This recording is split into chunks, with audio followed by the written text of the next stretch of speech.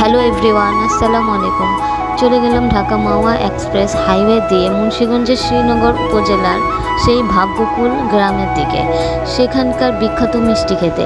এখানে আমি second time আবারও চলে এলাম লোভ সামলাতে না পেরে মিষ্টি আর ঘোল খেতে।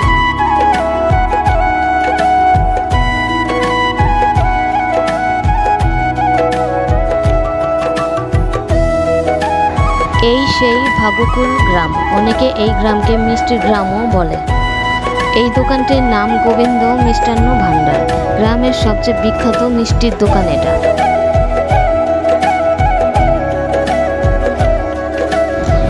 দোকানটির ভিতরে প্রবেশ করে দেখি হাজারো রকমের মিষ্টি ছড়াছড়ি।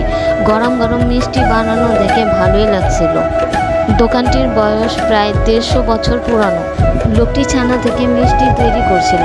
এই মিষ্টিগুলো নাকি যেদিন বানানো হয় সেদিন খেলে স্বাদ পাওয়া যায় না, পরের দিন খেলে সেই স্বাদ পাওয়া যায়।